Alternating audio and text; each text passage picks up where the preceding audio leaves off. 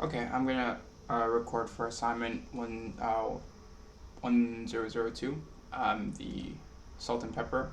Um, so I only got the salt and pepper filtering working, not the other part. So I'll explain that. Basically, when I run the code, it's gonna run this salt and pepper function. And this is the result. So you can see the salt and pepper noise being added. Now basically what I did to get it working was taking probability. We're just going to grab the red, and then we're going to create a copy of that image, of that red image, and then we're going to create the total number of pixels. I did that by just grabbing the total number, which is this right here, the shape of it, times the probability divided by 2. So my reasoning through this was basically for all of them, we're going to multiply the probability, so the probability of each of the pixels, and then we're going to divide them by 2 so that we have salt, one for salt and for pepper, and because they're going to just end up using the same thing to have an equal amount of salt and equal amount of pepper, I have 2 of the 4 loops here. So in the first, or they're both basically the same, but I'll explain them.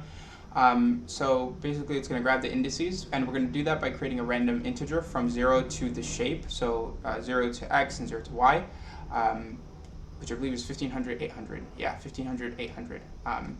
So 800, 1500, and then we're going to go through the image, and we're just going to set the indices equal to 1. And that is going to add this peppering, or the salt, and then for the pepper, we're going to add 0 instead of 1. That's going to give us our pepper effect. And we're going to go ahead and we're going to do CMap a gray to get the gray image.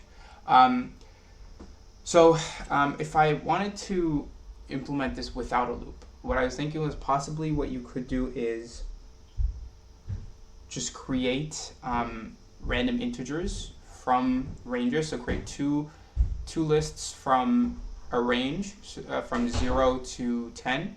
From 0 to the total number that you want, so total number of pixels. Create and maybe like a NumPy array, and create those random values. Create a random value for each one of those. So within this NP array that goes from 0 to the total number of pixels, you're gonna have one of those, and then I guess maybe add those to the image. That's the part that I'm not sure, but I think you could rewrite that without a loop if you were to do it that way.